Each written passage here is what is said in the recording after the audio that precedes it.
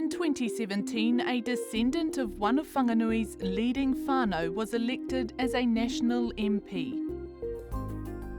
Just 3 years later, Harete Hipango lost her seat, but not her desire to serve her community.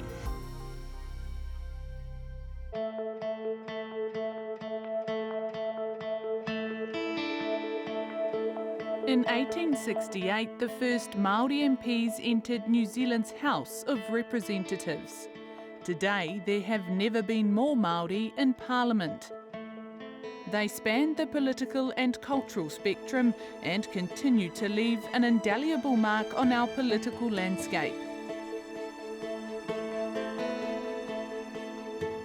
In this series, we'll explore the legacies of former Māori MPs as they speak about their time in politics. I'm Maiki Sherman, political reporter. This is Matangireia.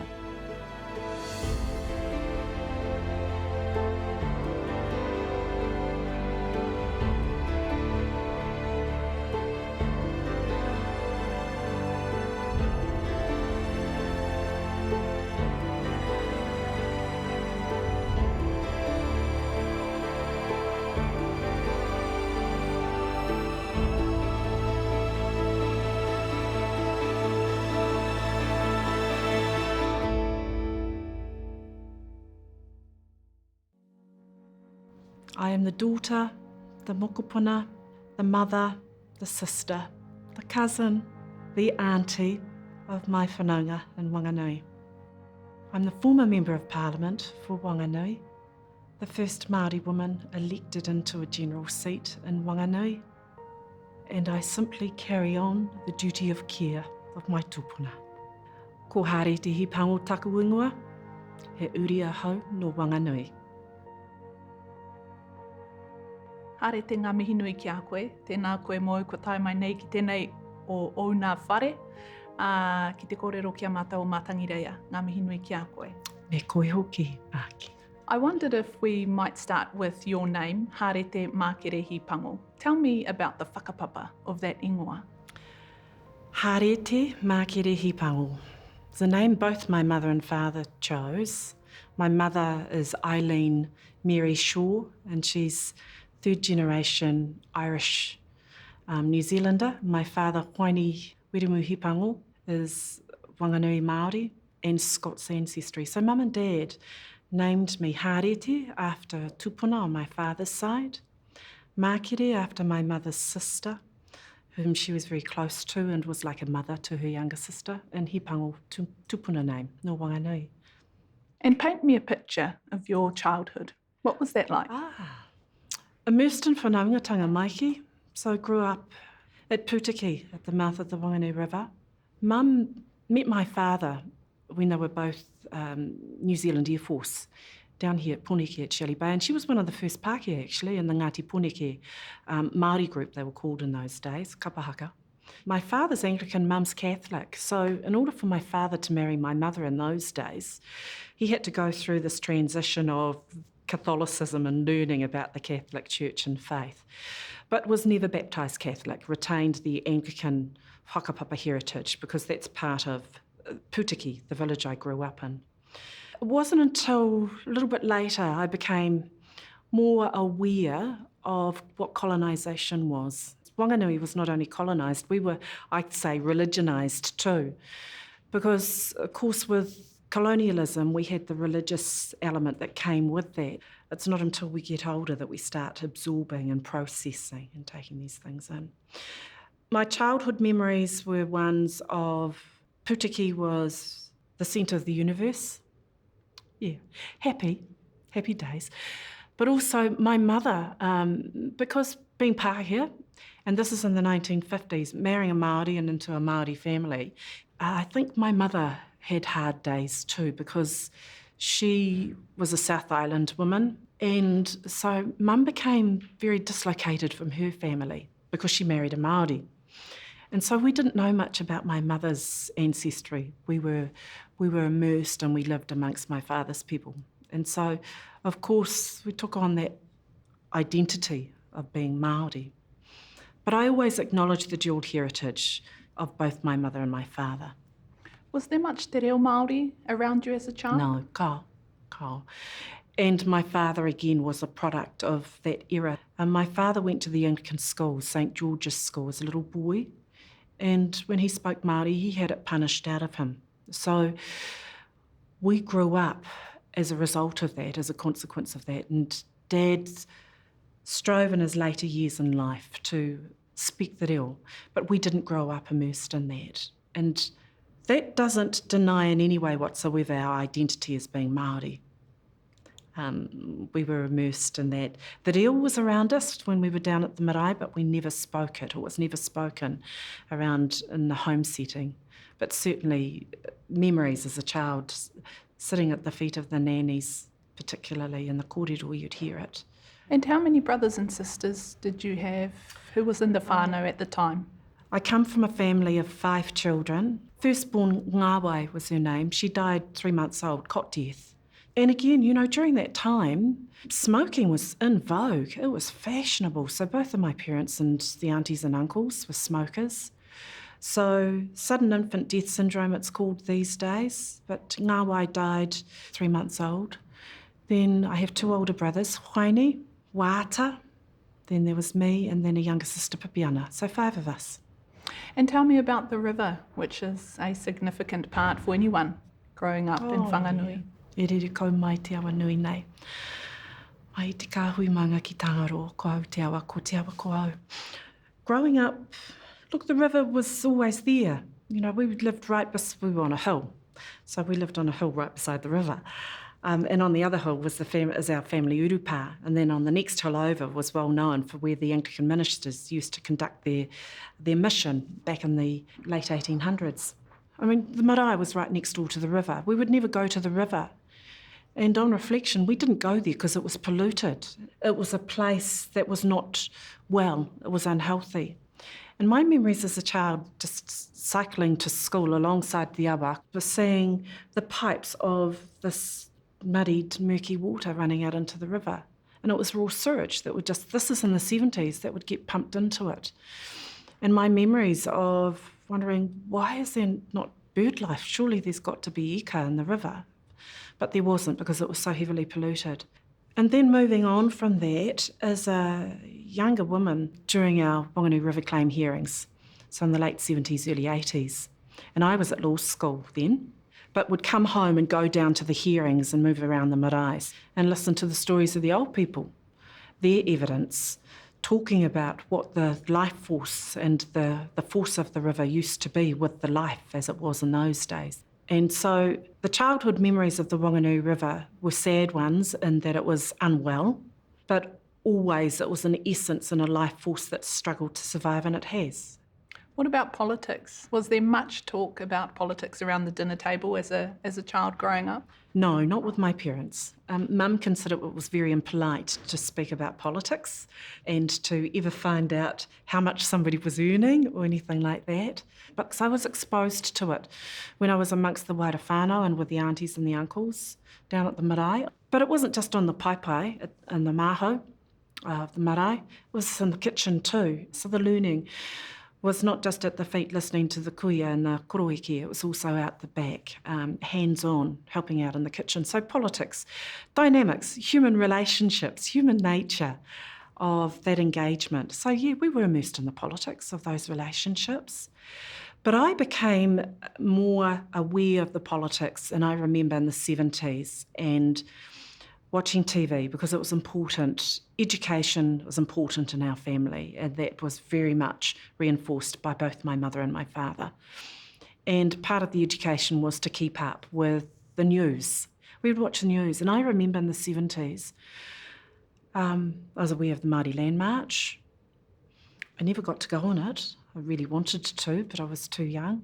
My father went out to Ratanapa, but Mum was so focused on us school and the routine of that. And then Takaparawhau, Bastion Point, and seeing the news and what was happening to the people up there. And what impressions did you take away from that? I remember I was horrified when I saw the power of the state, the police numbers going in force, and seeing that. And how unjust that was, how wrong it was. So I was politicised amongst my family unit, the dynamics, the tensions that would go with it. I remember as a 16-year-old actually, Maiki, Waitangi Day, down at Māori Gardens, now known as Pākai Ture, and that was about 1980, 81. And my koro, Hori, was the rangatira of Whanganui in those days when it was referred to. He was the chief of Whanganui. And he was there inside the gardens with all the dignitaries who were Pākehā. And outside there was a protest movement of Māori. That's when I first saw and was exposed in real life terms by being present, the police moving in, forcing back a peaceful protest, just with banners and placards, no sense of violence whatsoever, but the police in force and numbers just moving in and pushing our people back and away. I was so outraged by that. I went in a sanctum of where all the Pākehā dignitaries were gathered with my koro, and I said to Koro, you're the chief. That is wrong. I want you to go and do something about it. So that's when I first took some sense of proactive action about it, and he came out and he settled it down. So I decided from there, Maiki, I thought, maybe that's my purpose and calling in life. I was cleaning law offices at the time too. My mother was a legal executive or secretary working in one of the older legal firms of the day. Never did I think for a moment that I'd be a lawyer working there. But it was on Waitangi Day, about 1980, I saw that action of injustice, and I decided then, maybe that's my calling, I'm going to study law. So that's what I did. And what did that career lead you to? Working back home with my community. And my community is Māori and Tawiwi. So everybody who was there in need of legal assistance, legal help. I mean, yes, I worked as a lawyer in the courts, but I also worked in the area of health. So Whanganui, we were one of the first Māori health providers. So back in those days, I worked with Tariana and George Turia and Jeff Mariu, and we established Te Oranganui, which is still there today. It was our first Māori health provider. And then we went about setting up an iwi law centre, but the funding stopped on that and we weren't able to keep that going. So that stopped. But we had the goal and the desire to create a hub where it was health, social services, a justice sector, all of that, so that our people could come to one place rather than having to find their way through this quagmire of networks and where to go. I call it grassroots and coalface, because Whanganui is my tūranga waiwai, it's my papakainga. But it was always about being grounded there with the struggles and the hardships of our people. I had the privilege of education. I had the privilege of being a family that valued the importance of our tikanga, our whanaungatanga, and our mātauranga. I didn't have the reo, but my learning was immersed down at the marae amongst the whānau networks, meeting so many people through the different relations and people within the community, but also education. In 1995, Hipango's community became the focus of the Tino Rangatiratanga movement when Te Runanga o Pākai Ture repossessed the disputed land block of Māori Gardens. Hipango, now graduated from law school, found herself at the centre of the conflict. I was working as a criminal defence lawyer in the courts, and the courthouse was positioned on the lot of land, the area, Māori Gardens, Pākai Ture. And so that 79-day occupation, I was there from beginning, planning stages, right throughout to the end when we marched off. And there were a lot of tensions because working in the courts, but also down with our people on the ground, we had a real cause and a kaupapa, and it was a sense of grievance about the land, which was under just district council and Crown governance at the time. And so I haven't spoken publicly about this, but the journey that I went on was one of real struggle and hardship because I was treated appallingly by the justice system, by the police, by the court staff, by the judges, by my colleagues, because I was a Māori woman and I was down there amongst my people. But I was also seen by my people, some as kupapa, because I worked in the courts. But they didn't understand that I was working in the courts with the purpose of helping our people. And there were a lot of our people who were arrested. And many people may remember the beheading of the John Balance statue. And I got a phone call 2:00 the next morning from my cousin Mark. And he'd been arrested with one other whanaunga. And so I represented them in court the next day for a bail application.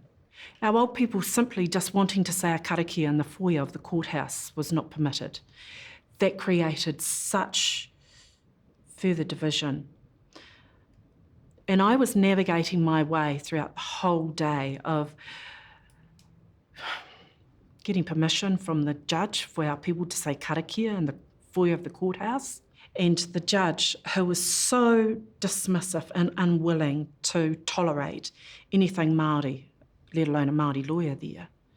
But, you know, the travesty of all of that was we were having to plead within the so-called place of justice to have our voice heard, just some of our tikanga, to open the proceedings. Things have changed a lot, and they needed to. But that was a real challenge for me. I was assaulted by the police in the courthouse because I was Māori. No doubt in my mind about that at all, whatsoever. They were out-of-town police, and I remember the name, I've never forgotten, of the officer who commanded as I was walking through the door with a Pākehā lawyer colleague. They insisted on searching me.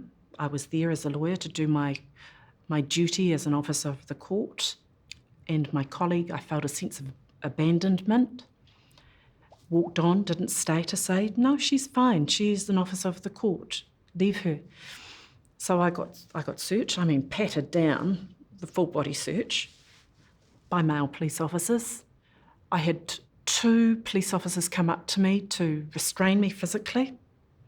Then I had about another 2 come up, and my arm was forced up behind my back, and they body slammed me up into the wall. And again, I said to them, you've arrested me, because once they lay hands, that's an arrest. I said, but you've not charged me. What is the charge? They didn't respond.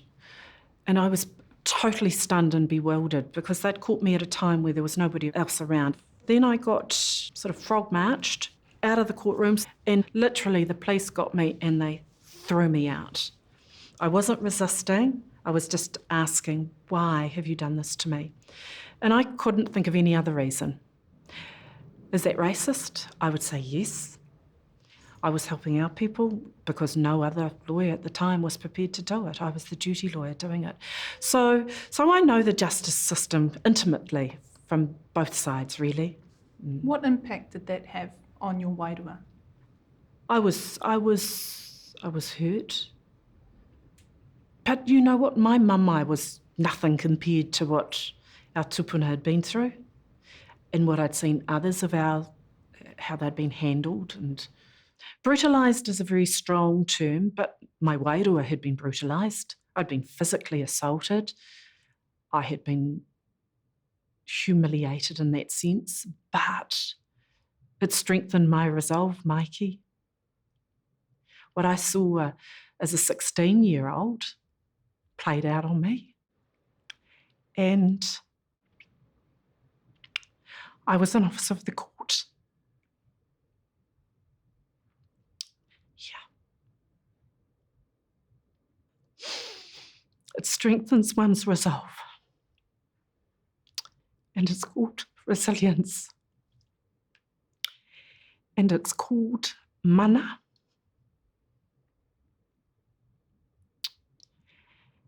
And it's called life, and we learn from it. And then the next protest for you? For Sean Seabed. For Sean Seabed. Yeah. You were part of the hikoi with your daughter, I believe. So 2004, I was still working in the courts. I worked in the courts right up until I was called to this place to give service. And Dame Tariana Turia, who we know as Tari back home, Tari grew up in Pūtiki, so we share the same whakapapa. And Tari was remarkable as a leader, what she did to make her stand. And she did that alone, you know. So 2004, I said to my husband, we're coming down with our babies. And so we did, and we did that march. And that was just this wave of, over the generations, we've still got these challenges. But it was just the fortitude and the resilience and the belief that Tari had. Still does. Would you have liked to join the Māori Party? I supported the Māori Party, not in an official way as a member. I would go to Hui, and I would go to Hui after I became the National Party candidate, because what's important for me are those relationships across all political divides. My father was a Māori Party supporter. I'm a Māori Party supporter where it's about advocating and pursuing the cause, but I'm also a National Party supporter. I'm a former Member of Parliament for the National Party, but I also believe it is so important that we have that diversity, and as Māori, we are diverse.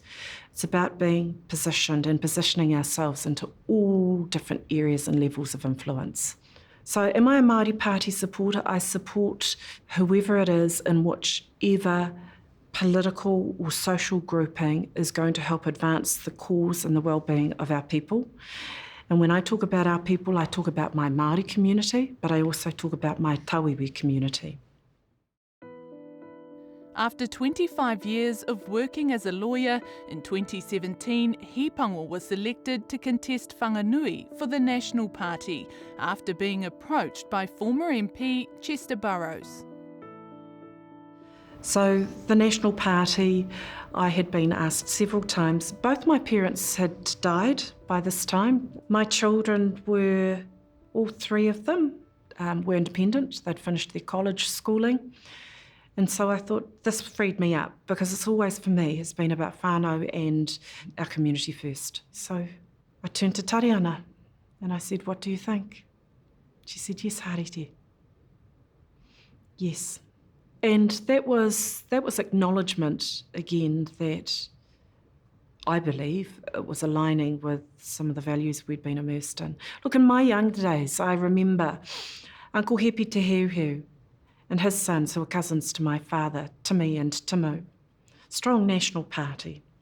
I didn't grow up in a family where Mum and Dad talked about the party politics, which party that they supported. But I do remember the old people. So Uncle Timu, Sir James Henare, who was strong national as well. And I remember these men, they were statesmen as well. They were politically savvy, but they were statesmen. And the statesmanship about them was the ability to work across all party political lines.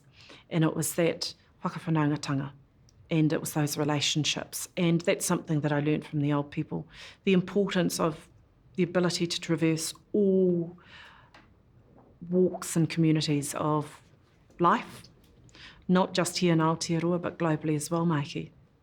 You mentioned those names, and we also think back to the likes of Tāpira Nangata. Do you still think, though, that it's the same National Party nowadays, and do they value kaupapa Māori in the way that perhaps they once did? That's why I believe the National Party needs people like me there. So what it was in the days of the old people, I don't know, but I do know that I have value to add to the National Party, and I believe that the National Party believes that the same as well. And I want to talk to you then about being Māori in the National Party. What is that like? It doesn't come without difficulty, and I knew that. But also, at the time when I joined the National Party, as a candidate, John Key was the Prime Minister, leader of the National Party. And then when I was elected in, Bill English was. And I know that they both had due regard for the relationship with the Māori Party and with the Māori Party leaders at the time. And that they had a recognition, they were cognizant of the importance of the changing face of Aotearoa as a nation, I believe. With the change in leadership, my goodness, in the 3 short years that I was in Parliament as a National Party Māori woman MP in a general electorate seat, 5 leaders, John Key, then as an MP, Bill English, then Simon Bridges, then Todd Miller, now Judith Collins. What a rocky, turbulent ride that's been for the party as well. But for me, as Māori within the National Party, it's a case I said before, Maiki, we need to position ourselves in certain places and spaces to be able to influence.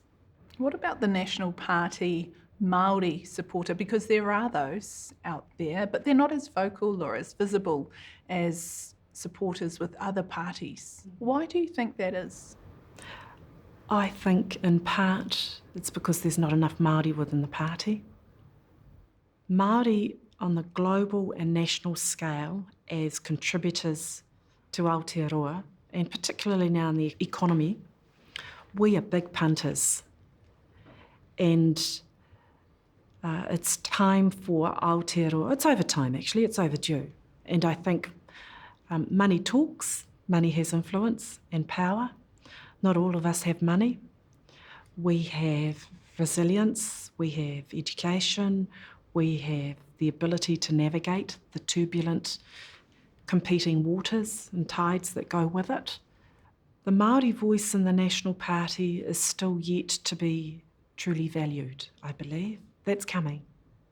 And it's about the people who are positioned into seniority within the party, recognising that for what it is. Because I was going to ask you why you think it isn't valued at the moment. I believe it's valued by some, but not by enough. And it is a case that the representation of Māori in Parliament is at the highest of numbers that it's ever been. It's a good thing, but we need to have a better spread because governments come and go. And come the time when there is a change of government, we need to have more of a better spread than what we do now at the moment. Yeah. Is that something you've raised with the party, the need for more Māori? It's something that I'm working on and we are working on. The 2017 to 2020 parliamentary term would prove to be one of the most tumultuous in the history of the National Party, which was plagued by scandals, leaks and a revolving door of leaders.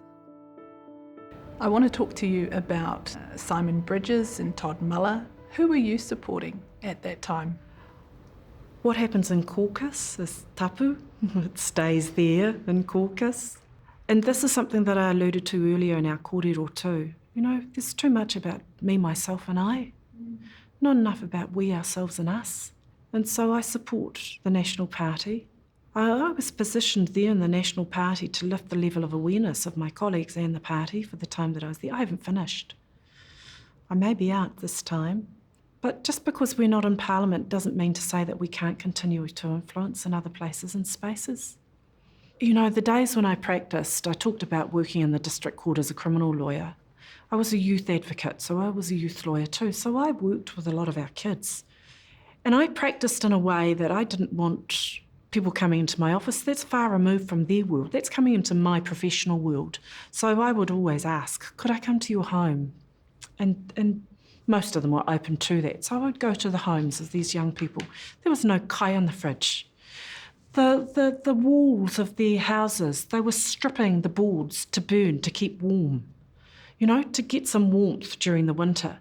They were doing, you know, burglary hits down the road so that they could get something to sell, to get some more food. Now, I'm not for a moment saying that that's the life for everybody, but that was the life for a lot of the people that I worked with to help.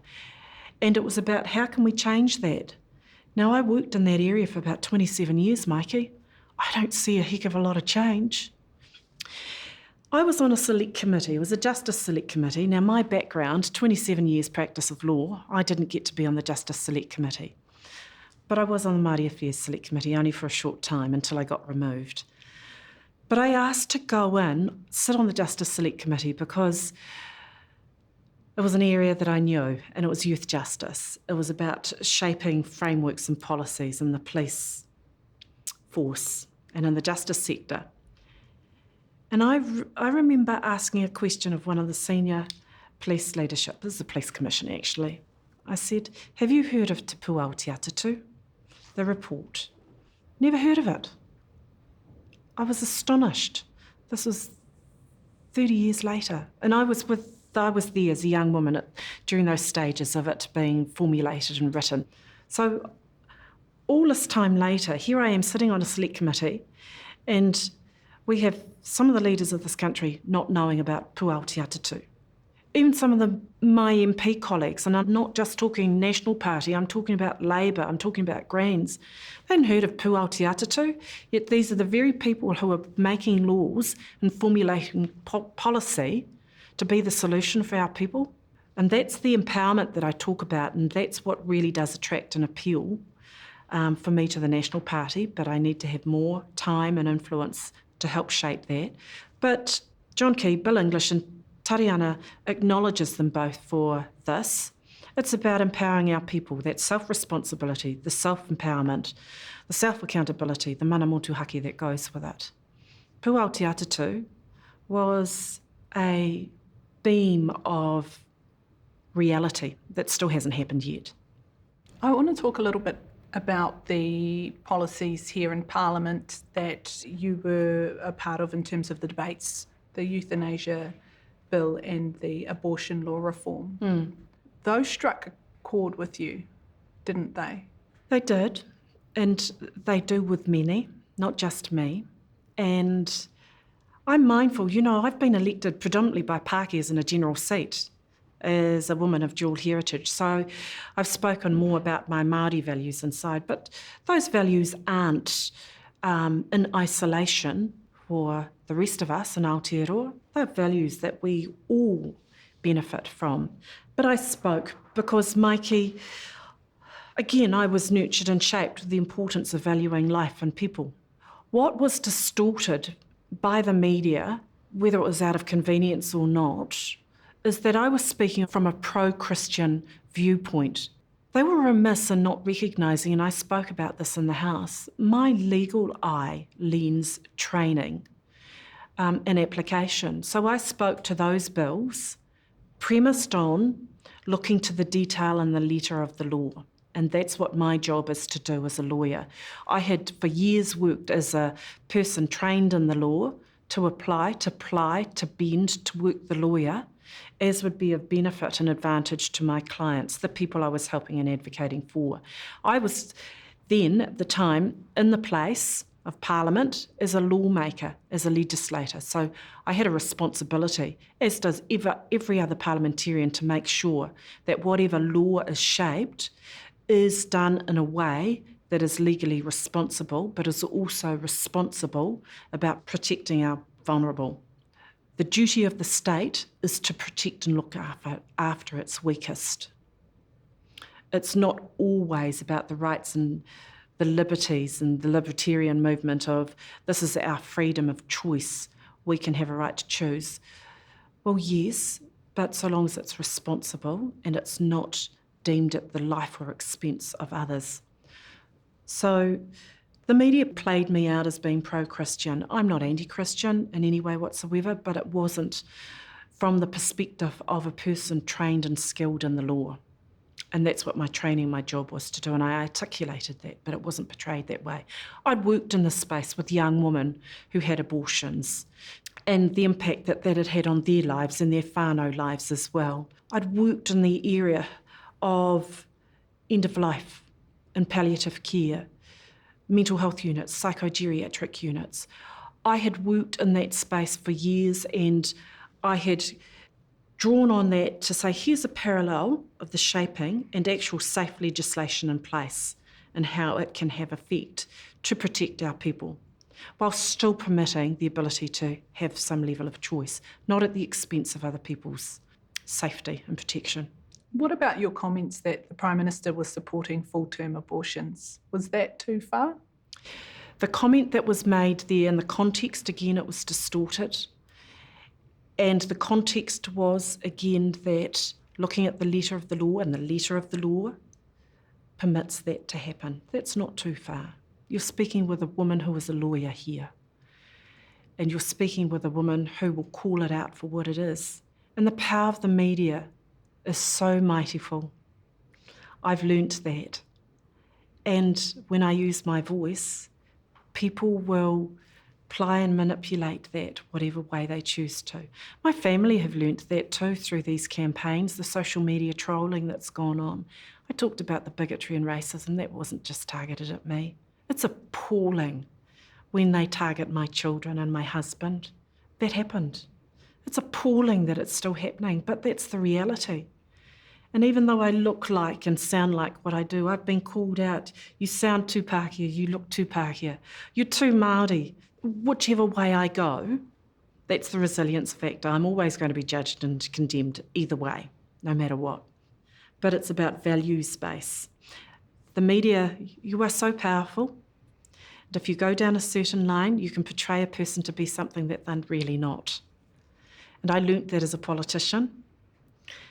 I've also learnt as a politician that there is a place for, I talked about respect, there is a place for diplomacy. There's that place no matter what political party. I will always have a place for the relationships, the whakawhanaungatanga. And just because I'm a particular political party doesn't mean to say that I don't hold due regard for my colleagues in the House. And the regard for them is not only about them, it's about their tupuna as well, and about where we take, whilst we're positioned here, what good and better we can do in terms of empowering our communities and our people.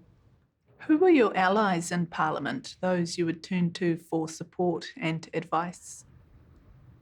I would go home.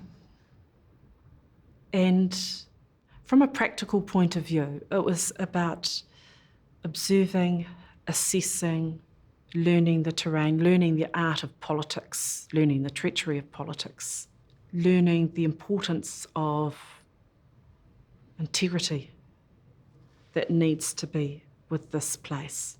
My integrity comes from my old people and from my parents, and then it's up to me as to what I've chosen to do with that. So allies.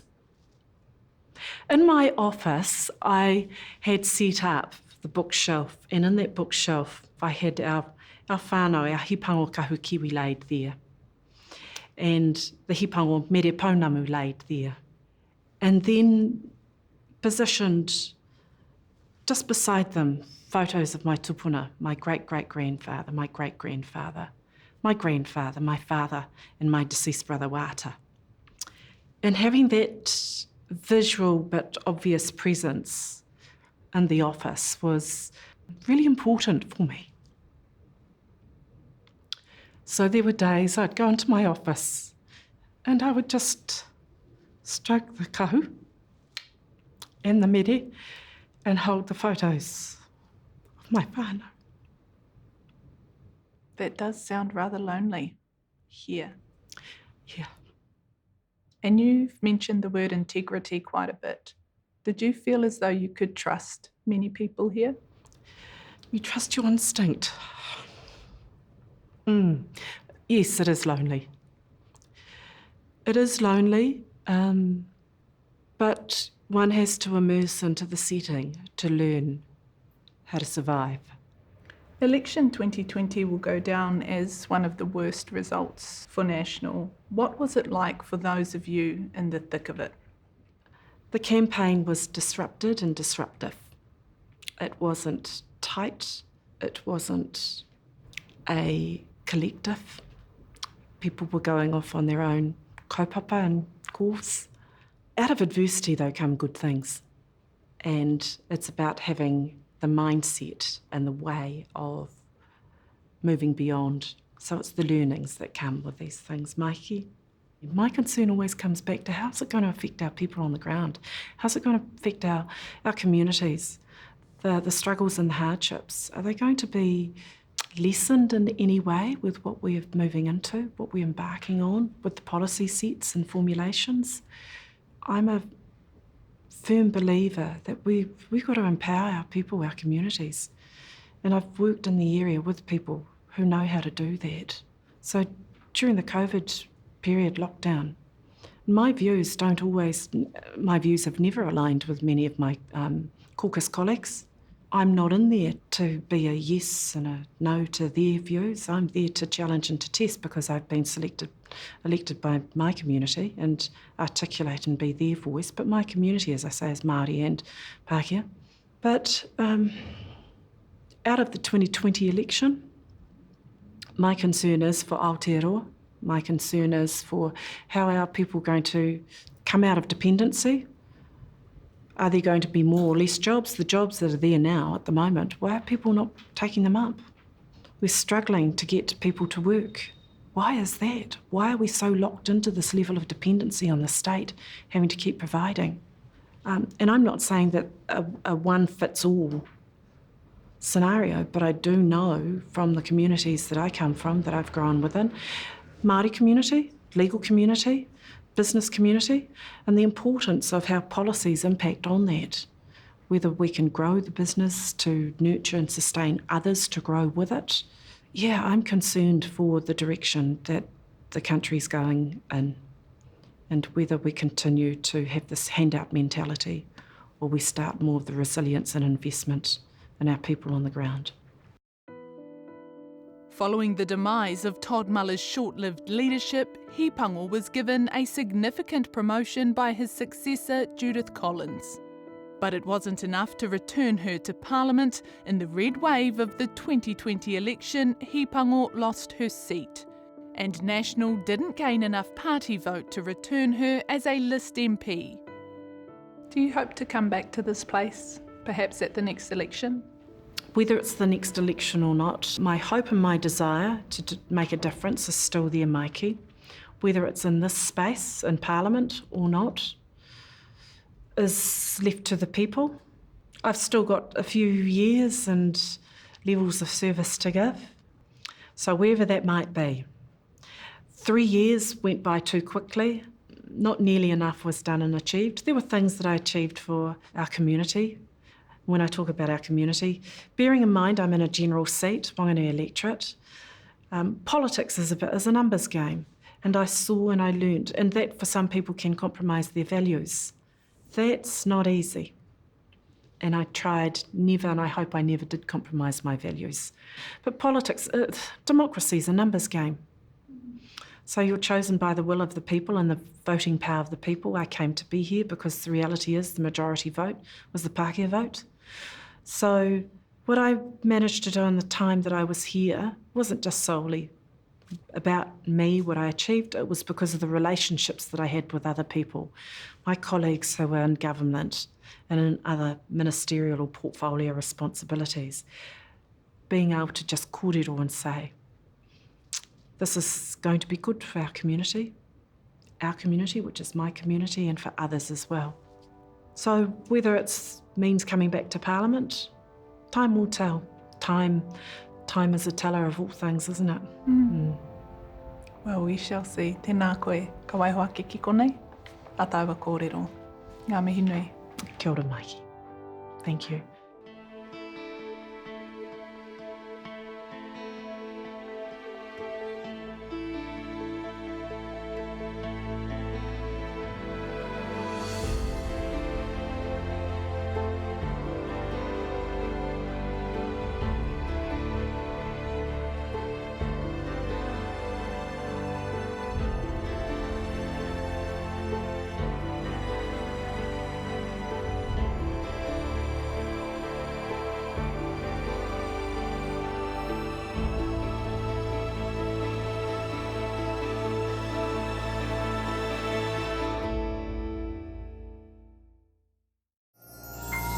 Ka nui te mihi kia irirangi te motu.